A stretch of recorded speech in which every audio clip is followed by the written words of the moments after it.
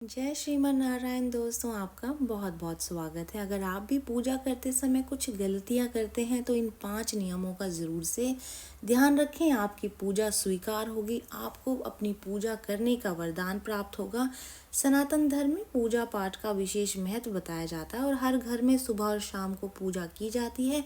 ऐसे में माना जाता है कि ये भगवान के प्रति अपनी आस्था प्रकट करने का एक बहुत ही अच्छा तरीका होता है।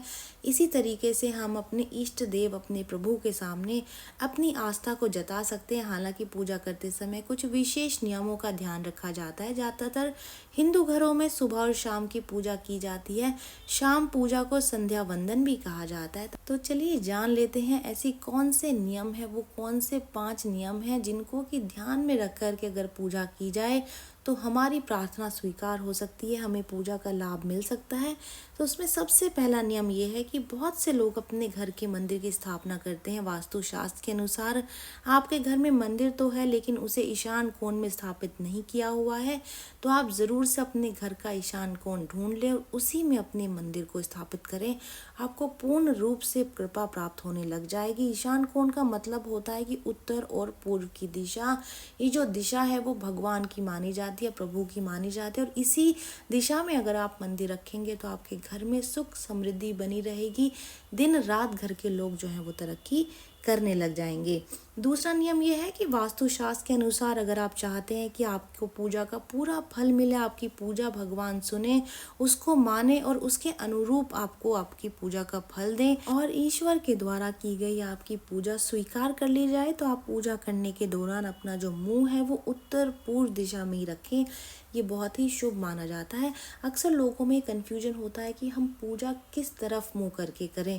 तो ये जो दिशा है यानी कि उत्तर पूर्व की दिशा बहुत शुभ मानी जाती है। जब भी आप पूजा करें तो अपना मुंह उत्तर पूर्व दिशा की तरफ करके करें, तो आपकी पूजा बहुत ज़रूरी तरीके से जो है वो स्वीकार कर ली जाएगी। भगवान आपकी पूजा को स्वीकार करेंगे और आपको मनवांछित फल भी प्रदान करेंगे। तीसरा नियम यह है कि धार्मिक शास्त्रों के अनुसार पूजा का विधान तय किया गया है। कोई भी पूजा सूर्य के उदय होते ही और शाम को सूर्यास्त से पहले कर लेनी चाहिए। ब्रह्म मुहूर्त में पूजा करने का विशेष लाभ होता है। तो यही बात है कि दोनों टाइम आपके घर में मंदिर की घंटियां ज़रूर बजनी चाहिए, पूजा होनी चाहिए, दीपक ज़रूर से जलना चाहिए। सुबह और शाम ये दोनों ही वक्त ऐसे होते हैं जिस समय आपके घर में आरती, पूजा, वंदन ज़रूर से होना चाहिए। और अगर कुछ लोग ब्रह्म मुहूर्त में उठ करके पूजा कर सकते हैं तो उसे तो सर्वश्रेष्ठ और सर्वोत्तम माना जाता है। ये समय भगवान का होता है। ऐसा कहा जाता है कि ब्रह्म मुहूर्त के समय सभी देवी देवता पृथ्वी पर विचरण कर रहे होते हैं और अगर आप इस समय प्रभु का, अपने इष्ट देव का स्मरण करते हैं तो वो ज़रूर से आपकी इच्छा को पूर्ण करते हैं। चौथा नियम यह है कि पूजा करते समय सबसे ज़रूरी होता है कि घर में सुबह और शाम को दीपक ज़रूर से जलाएं। धार्मिक मान्यता के अनुसार दीपक को शुभता का प्रतीक माना जाता है।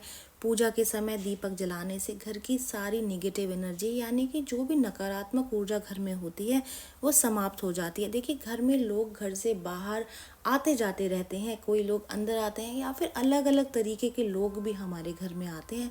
अक्सर उनके साथ भी नेगेटिव एनर्जी यानी कि नकारात्मक ऊर्जा घर में प्रवेश करती है।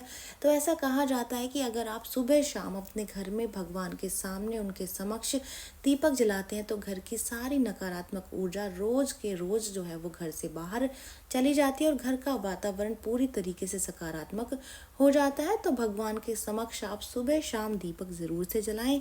पांचवा और आखिरी नियम ये है कि पूजा के बाद में आरती की जाती है। आरती करने का भी नियम है, ये भी विधि विधान है। जब आप आरती करें तो इस बात का ध्यान ज़रूर से रखें कि आरती करते समय एक स्थान पर खड़े रहें और अपना सिर हमेशा झुका करके रखें और उसी तरीके से आरती करें। ये जानकारी यहीं तक ही। उम्मीद है दी गई जानकारी आपके काम आएगी और आप इसका लाभ उठाएंगे।